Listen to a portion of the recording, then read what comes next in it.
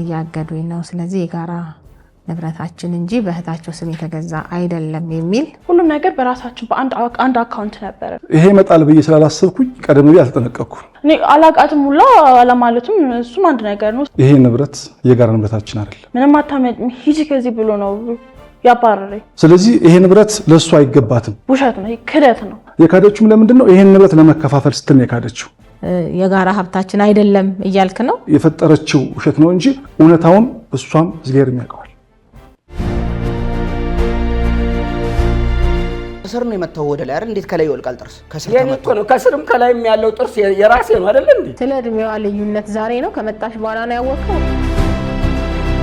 ልክ ካገባሃለው ብየውማ ልክ ካገባሁት ኮርሶ ፊት አቀረብኩት አይደለ ከባሌ ራስ ላይ ውረጅ ሁሌ ከሱ ጋር ምንድነው አንቺ ችግርሽ ስነ ስርዓት ያዥ ሰው ስራ ፈጥቶ አይደለም መብቱን ለማስከበር የሚመጣው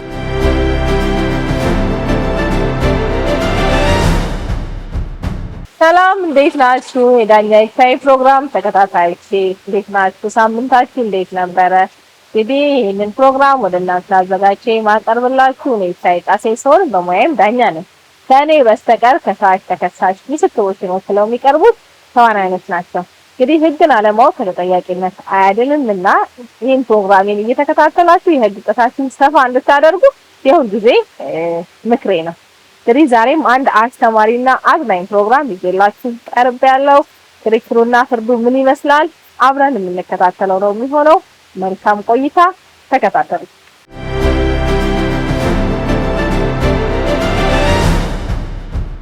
እንደምን ዋላችሁ ችሎቱ በዳኛ ይታይ ዕለቱን ስራ ጀምሯል ከሳሽ ወይዘሮ ሃና ይርጉ አቤት ተከሳሽ አቶ ይርበብ ንጉሴ ጥሩ ቀርባቸዋል ጥሩ እንግዲህ ያው ከሳሽ ከተከሳሽ ጋር በነበረን የትዳር ግንኙነት ረጅም ዓመት አብረን ኖረናል ትዳሩ በፍቺ ተጠናቋል ነገር ግን አሁን የምንገኘው የንብረት ክፍፍል ላይ ነው በጋራ ያፈራነው ንብረት በእህቴ ስም ነው የተገዛው በማለት የጋራ እንዳይሆን እያገዱኝ ነው ስለዚህ የጋራ ንብረታችን እንጂ በእህታቸው ስም የተገዛ አይደለም የሚል መከራከሪያ ነው ይዘው የቀረቡት እስኪ ያስረዱን ስላለው ነገር ያው ከሱ ጋር ለረጅም ዓመት በትዳር ኖረናል ከዛ ከፍቹ በኋላ ምንድነው ምንም እዚህ ጋር ያፈራነው ንብረት የለም ሁሉም ንብረት በእህቴ ስም ነው በማለት የማይሆን ማስረጃ የማይሆን ወሬ ማውራት ጀመረ ምንድነው ሁሉንም ነገር በራሳችን ባንክ አካውንት የተያያዘ ነው ቤቱም ሲገዛ መኪናውም ሲገዛ ሁሉም ነገር በራሳችን በአንድ አካውንት ነበር የጋራ አካውንት ማለት ነው በዛ ላይ ተመስርቶ ነው ሁሉም ነገር የተገዛው የተደረገው ምን እንደሆነ አላቅም ብቻ የቤተሰብ ጣልቃ ገብነት ነበረ በእኔና በሱ በትዳር መሃል እህቶቹ ምናምን ቤተሰቦቹ ምናምን ምን እንዳረኳቸው አላቅም ብቻ በጣም ያስጨንቁኝ ነበር ዋንኛው የትዳራችን ራሱ የመፋታት መንስኤ የሱ ቤተሰቦች ናቸው ግን እንደዛ ያለ እግዚአብሔር አልፈቀደም በቃ ትዳራችን ተቋረጠ ግን እንደዛም ሆኖ በስንት ስቃይ ልጆቼንም ምናምን እሱንም በቃ የሱም ጸባይ አመልም ከበድ ያለ ነው የሱም አለ የቤተሰቦቹም አለ እሱንም ይሁን ብዬ ችዬ ከአቅሜ በላይ ሲሆን ተፋተን እሱ እንዳለም ሆኖ ምንድነው ምንም ያፈራነው ንብረት የለም ብሎ ሁሉም ንብረት ምንድነው በእህቴ ስም ነው ማለት ጀመረ ከሁሉም ያስፈልገውን ነገር ከመዝገቡ ጋር ያያይዣለሁ የተገዛበትን መኪናችን የገዛንበትን ቤቱም የተገዛበትን ሁሉ ነገር አያይዣ አቅርቤያለሁ እንግዲህ እሱ ምን እንደሚል አላውቅም እኔ አብረን እንግዲህ በትዳር ኖረናል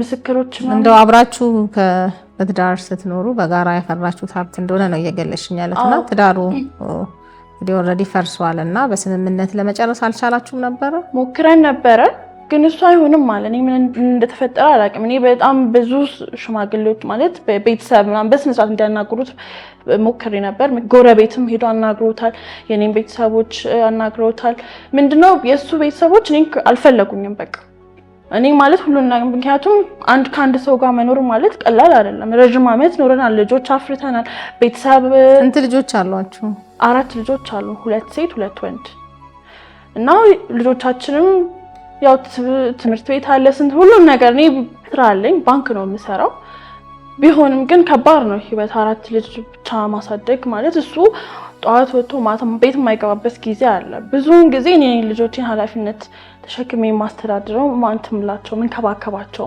እሱም እንዳለ ሆኖ ቤተሰቦቹን በጣም ነው የሚያሰቃዩኝ። በቃ ቤት መተው ምናምን ብቻ በቃ እብድ ነው የሚያደርጉኝ። እንደዛም ሆኖ ግን እሺ እሱን ሁሉ ችዬ ከተፋታንም በኋላ ይሄን ነገር ሲመጣ በሽማግሌ ሞክሬያለሁ። አልሰማም አለ። አይሆንም በቃ እኔ አላቃትም ሁላ አለማለቱም እሱም አንድ ነገር ነው። እሱም ምንድነው ልጅ ስላለን ነው። ልጅ ባይኖር ኖሮ አላቃትም ሊል ይችል ነበር። ጥሩ እንግዲህ ያው ከሳሽ እያሉ ያሉትን ሰምተዋል እና በትዳር አብረን ኖረናል ረጅም ዓመት። አሁን ትዳሩ በፍቺ ተጠናቋል። የጋራ ሀብት አለን። ስለዚህ የጋራ ሀብታችን የጋራ ነው እንጂ በእህታቸው ገንዘብ የተገዛ አይደለም የሚል ክስ ነው የመጣውና ምን ይላሉ እዚህ ላይ? ንብረቱ የጋራ ሀብታችሁ ነው ወይንስ እንደተባለው በእህቶት ስም የተገዛ ነው? አመሰግናለሁ ክቡር ፍርድ ቤት። ሲጀመር በመጀመሪያ እኔ ለቤቴና ለትዳሬ ቅድሚያ የምሰጥ ሰው ነኝ። እሷ እንዳለችው ይሄ ንብረት የጋራ ንብረታችን አይደል። ምክንያቱም ይሄ ይመጣል ብዬ ሳላስብ ቀደም ሲል እህቴ በውጭ ሀገር ነው የምትኖረው። እሷ እዚህ ሀገር ላይ ንብረት እንዲኖራት ምትክል ገንዘብ ነበር። በዛ ገንዘብ ለሷ የሚሆኑ ነገሮችን አሟላ ነበር። ከሷ ጋር የተነጋገርን ማለት ነው። ምክንያቱም በነበረን ጊዜ ሰላም ነበርን። መቼም ይሄ ይመጣል ብዬ አላሰብኩም መጀመሪያ። እሷም ቢሆን ትረዳለች ይሄን ነገር ያ ገንዘብ እንዲመጣ ወደ አካውንታችን ሲገባ ከዛ መጥቶ እንደሚገባ ታውቃለች፣ በደንብ ታውቃለች። ግን ምንድነው እኔ ቅድመ ጥንቃቄ አደረኩ። ምናልባት ቀድሜ መጠንቀቅ ነበረብኝ። ይሄ ነገር እንደው ነገ እንኳን የሆነ ነገር ቢያስነሳ እንደዚህ ባረገው የሆነ ነገር ባረገው ይሄ አያመጣም ነበር። ግን ምንድነው አሁን ሁሉም ነገር የሷም እህቴ እዛ ውጭ ሀገር እየለፋች ያመጣች የምትልከው ገንዘብ ከኛ ከጋራ አካውንታችን ተቀላቀለ። ያን ደግሞ ያደረኩት በየዋህነት ነው ያደረኩት እንጂ እሱን ከሳሽ ታውቅ ነበር? ክብር ፍርድ ቤት እህት ውጭ የምትኖር አንድ እህት የላችሁም? ይሄ ሰውዬ ይሄን ንብረት ለኔ ሊፈረድልኝ ይገባል። እህቴ የድካም ዋጋ ነው፣ አልራም ነው። ይሄ ነገር አልሆነም ማለት እህቴ የደከመችበት ይሄን ያክል ዓመት በውጭ ሀገር የደከመችበት የለፋችበት ጊዜ ሁሉ ባከነ ማለት ነው። እድሜዋን ሙሉ የጨረሰችው በውጭ ሀገር ይሄ ንብረት ለማፍራት ነው። ስለዚህ ይሄ ንብረት ለሷ አይገባትም። ሊገባ የሚችለው ለኔ ነው። ይሄን ንብረት ለእህቴ ነው። ስለዚህ ክብር ፍርድ ቤት ይሄን በአጽንኦት እንዲያይልኝ ይፈልጋለሁ። ክብር ፍርድ ቤት አሁን የሚለው ነገር በሙሉ ውሸት ነው። ምንድነው ሁሉም ነገር የሚያስፈልገውን ዶክመንት አያይዤ አቅርቤያለሁ። ሁሉም ቤቱም መኪናም ሁሉም ነገር የተገዛው ባለን በጋራ አካውንታችን ነው እና እዚህ ጋር እህቴ ከውጭ ገንዘብ ላከች እንደዚህ የሚለው ነገር እንዳለ ውሸት ነው። እኔ አንደኛ የባንክ ቤት ሰራተኛ ስለሆንኩ ሁሉም ነገር አውቃለሁ። ግን ምንድነው አሁን እሱ ሊመለስ አልቻለም። እኔ ውስጡ ምን እንዳለ አላውቅም። እኔ ይሄ ነገር እንዳይመጣ ብዙ ለምኜዋለሁ። ይሄን ሁሉ ውሸትም አያስፈልግም። ምንም ኃላፊነት የማይሰማው ሰው ነው እና ይሄ ሁሉ ምክንያት አንደኛ ይሄ ሁሉ ለፍቼ የመጣንበት አንደኛ ምክንያት በቤተሰቦችና በሱ ዝንጉ መሆን በሱ ኃላፊነት በቃ የማይሰማው ሰው ስለሆነ ነው እዚህ ነገር ውስጥ ሁሉ የገባ ነው። እና ክብር ፍርድ ቤት እኔ ምንድነው ይሄ ንብረት ሀብት ብቻ ለኔ ብቻ አይደለም ለልጆቼም ነው። ስንፋታ ልጆቹም ለኔ ነው ኃላፊነት ተሰጣቸው። ምክንያቱም እሱ ምንም ኃላፊነት የማይሰማው ሰው ስለሆነ በፍቺ ወቅት ልጆቹን ታስተዳድሪ ላንቺ ነው ለኔ ተሰጠው። አዎ አንቺ ጋር ናቸው ልጆቹ? እኔ ጋር ነው ያሉት ልጆቹ። ስለዚህ ንብረቱ ለኔ ብቻ አይደለም ጥቅም ለልጆቼም ነው። ልጆቼ ነገ ላይ እንዳይራቡብኝ እንዳይጠሙብኝ ብቻ በቃ ለልጆቼ ስል ነው። ክብር ፍርድ ቤት እውነት በደንብ ነው በጣም አስለምኘዋለሁ። ምንም አታመጭም ሂጂ ከዚህ ብሎ ነው ያባረረኝ። ማለት ሊያየኝም ፈቃደኛ አይደለም። ምንም አታመጭም ብሎ ነው በኩራት ሲያወራ የነበረው። እሱን እንግዲህ እርሶ ይፈርዳሉ። እና ክብር ፍርድ ቤት ይሄ ነገር እንዳይፈጠር ፍቹም እንዳይፈጠር አሁንም ንብረትን በስነ ስርዓት በህጋዊ መንገድ እንከፋፈል ስለው አይሆንም ሲል ምንድነው በሽምግልና ሞክሬያለሁ። በቤተሰብ ማስጠየቂያለሁ፣ ንስሐ አባቱን ማስጠየቂያለሁ፣ በጓደኞቹ ማስጠየቂያለሁ። ያላስጠየቅኩበት የለም። ግን ምንድነው እሱ አይሆንም ምንም አታመጭም ብሎ እዚህ ደርሰናል። አሁን ክብር ፍርድ ቤት ህግ ይዳኛል። ምንም አይነት ቤተሰብ ውጭ ሀገር የለውም። እህቴ ውጭ ሀገር አለች የሚለው ነገር ውሸት ነው፣ ክደት ነው። ውጭ ሀገር አለች የሚለው ከሆነ ደግሞ ምንድነው በዶክመንት አያይዞ ማቅረብ ይችላል። ምንድነው አንደኛ ብር እያላከችልኝ ነው ካለ ደግሞ ትራንዛክሽኑንና ስሊፑን አያይዞ መስጠት ይችላል። አያይዞ ማቅረብ ይችላል። ግን ምንም እኔ እስከማውቀው ድረስ ምንም አይነት እህትም ዘመድም የለውም። አብረን ጥረን ግረን ባመጣ ነው ገንዘብ ነው ይሄ ንብረት የተቋቋሙ እና እያለው ያለው ነገር በጠቅላላ ውሸት ነው፣ ክደት ነው። ክቡር ፍርድ ቤት በእርግጥ የባንክ ሰራተኛ ነች፣ ግን አሁን እንዳለችው ጥረን ግረን የተባለው ነገር ሲጀመር በሷ ደሞዝ የኔም ገቢ ይታወቃል። ጥረን ግረን መኪና እና ቤት ልንገዛ እንችላለን ወይ? የለም በቃ በጭራሽ። አንደኛ እሱ ነው። ሁለተኛ ነገር ደግሞ ውጭ ሀገር ቤተሰብ እንዳለ ታውቃለች፣ የት እንዳለ ታውቃለች። አሁን ነው የካደችውም ለምንድን ነው ይሄን ንብረት ለመከፋፈል ስትል ነው የካደችው እንጂ ውጭ ሀገር ዘመድ እንዳለ ታውቃለች፣ ሳወራ ታውቃለች፣ ትሰማለች፣ ገንዘብ ላከች ስል ትሰማለች፣ ባንክ ሳስገባ በአካውንት ሳስገባ ሁሉ ነገር ታውቃለች። የማታውቀው ነገር የለም። አሁን ላይ ግን ምን ሆነ? ይሄ ጥል ሲፈጠርና ወደ ፍቺ ስንመጣ ንብረት ለመከፋፈል ሲባል ይሄን ክደት ፍርድ ቤት ላይ አመጣችው። ምክንያቱም መጀመሪያ እኔም ለብቻ ቁጭ አድርጌ ላወራት ሞክሬያለሁ፣ በጣም አውርቻታለሁ። ምክንያቱም በቃ ትዳሩ አይቀጥልም፣ በተለያየ መንገድ ልስማማ አልቻልንም። ከንብረት ጋር በተያያዘ ግን እውነታው ይሄ ነው ንብረትነቱ እንዴት እንደመጣ ታውቂያለሽ። የኔ አንቺ ገቢ ይሄ ነው፣ ይሄን ልንገዛ አንችልም፣ ይሄኛው ንብረት እንደዚህ ነው ብዬ በስርዓት አውርቻለሁ። ግን ምንድነው አንዳንድ ጓደኞች አሏት፣ ጓደኞች ይመክሯታል፣ ቤተሰብም ይመክራታል። ያን ሁሉ ያዘችና ቀጥታ ወደዚህ መጣች። ልጆቹን መሸፈኛ ያደረገቻቸው እንጂ ልጆቹም የኔ ልጆች ናቸው እስከ መጨረሻው። ያው ልጆቹማ የልጆቹ ያንተ ነው ያንተ አይደለም የሚል ክርክር በመሰረቱ አልተነሳም። አሁን የንብረት ክፍፍል ስለሆነ እዛ ላይ ብቻ አተኩረ ነው ምላሽ መስጠት ያለበት። ስለዚህ በእቴ ገንዘብ ነው የተገዛው የጋራ ሀብታችን አይደለም እያልክ ነው? የጋራ ሀብታችን አይደለም፣ በጭራሽ አይደለም። በቃ ይሄ ማሳያ ሊሆን የሚችለው ምንድነው? የኔም የሷም ገቢ ይጠናና ለዚህኛው የሚያበቃ ገቢ ነበረን ወይ? ቤትና መኪና የሚገዛ ገቢ ነበረን ወይ? አለ ወይ? ይሄን ልቧ ውስጧ በደንብ አድርጎ ያውቀዋል። እንዴት እንደተገዛ በደንብ አድርጎ ያውቀዋል። አሁን ግን ምንድነው ብዙ መካሪዎች አሏት። ስለዚህ ከሱ ጋር ተያይዞ ይሄን ውሸት ፈጥራ የማይገባትን ንብረት ለመካፈል የፈጠረችው ውሸት ነው እንጂ እውነታውን እሷም እግዚአብሔር ያውቀዋል። ሁሉንም ነገር እንግዲህ አያይዣለሁ ክቡር ፍርድ ቤት። እሱ የሚለውን ነገር ያው በቃል ነው ማያያዝ የሚችለው ነገር ካለ ክደት ነው የሚለው ነገር ካለ ማያያዝ ይችላል። እኔ ግን ማስረጃ አቅርቤ ያለው ስለዛ ህግ ይዳኘን ነው የምለው ክቡር ፍርድ ቤት። የተከበረው ፍርድ ቤት ይሄ ይመጣል ብዬ ስላላሰብኩኝ ቀደም ብዬ አልተጠነቀቅኩም። በፍቅር በነበርንበት ሰዓት ሰላም ስለሆነን ምንም ማስረጃዎች አልያዝኩም። ማስረጃዎች ምንድነው? ራሷ ማስረጃ ነበረች አሁን ላይ ባትክሪ ኑሮ ማለት ነው። ስለዚህ እጄ ላይ ምንም ማስረጃ የለኝም። በቃ ያስኩት ማስረጃ የለኝም። እሷ ግን ታውቃለች ሁኔታው።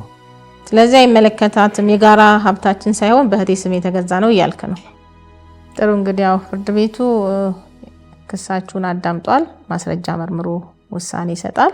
ውሳኔ ለመስጠት ተለዋጭ ቀጠሮ ተይዟል። የዕለቱ ስራ እዚህ ተጠናቋል።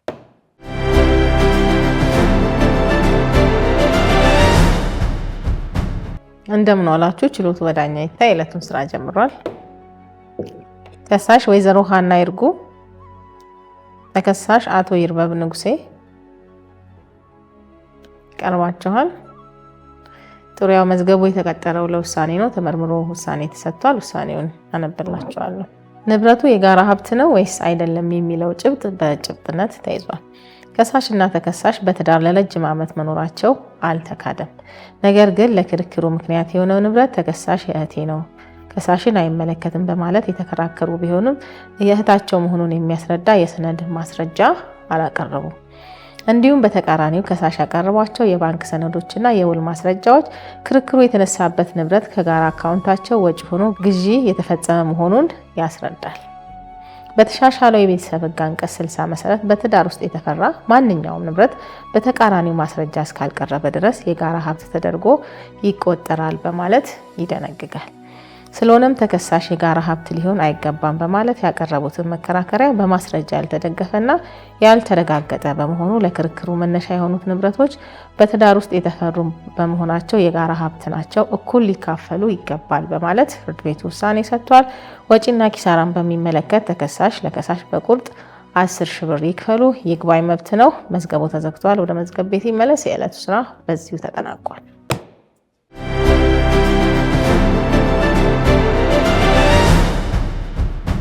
ክብር ፍርድ ቤቱ ለሰጠኝ ፍርድ በጣም ደስተኛ ነኝ። በቃ እኔ ሀቄን ያገኘሁት ለልጆቼ ዋናው በቃ እኔ ደስ ያለኝ ለልጆቼ ነው። ምንም ቢሆን ልጆቼ አይጎልባቸውም እና በጣም ደስተኛ ነኝ። እንግዲህ ከዚህ በኋላ ሰዎችም ባሎች ከዚህ ነገር ይረዳሉ ብዬ አስባለሁ። እና አንደኛ ደግሞ የጠቀመኝ ምንድነው ምንም ማስረጃ ለመኖሩ ምንም ማስረጃ የለውም። ካለ ማስረጃ ደግሞ ምንም አይነት ፍትህ መብት ማያገኝም ማለት ነው ይሄ ሰው። እና እኔ ምንድነው ወደ ፍርድ ቤት ለመጣበት አንደኛ የቻልኩበት ምክንያት ምንድነው ልንስማማ አልቻልንም። እኔና እሱ እንድንስማማ ነገሮችን ጥሩ በሆነ መንገድ እንድንፈታ ሞክሬ ነበር። ለሽማግሌዎችም ለንስሐ አባትም ብዙ ቦታዎች ሞክሬ ነበር፣ ግን አልሆነም። ስለዛ ጉዳዮች ነገሮች አስገድደውኝ ወደ ፍርድ ቤት መጥቻለሁ። መምጣቴ ደግሞ ጠቅሞኛል። ትክክለኛ የሆነ ፍትህ አግኝቻለሁ። ህግ ደግሞ ለእውነተኛ ነገር እንደሚቆም ተረድቻለሁ እና ከልብ አመሰግናለሁ። እንግዲህ ውሳኔውን እንደሰማችሁትና እንዳያችሁት ነው። ቅር ተሰኝቼበታለሁ፣ ይገባኝም እሄዳለሁ። ግን ሌሎቻችሁ እንድትማሩበት የምፈልገው ምንድነው በተለይ የራስ ንብረትን የቤተሰብ ንብረትና የላ ንብረትን በማስረጃ መያዝ እንደሚያስፈልግ በዚሁ አጋጣሚ ነግራችሁ ፈልጋለሁ። እኔ ቀድሜን ሳላስብ ቀርቼ አሁን ለዚህ ተዳርጌያለሁ። ቀጥሎ ደግሞ እንግዲህ ወደ ይግባኝ ሄድና ምባለውን ደግሞ እሰማለሁ።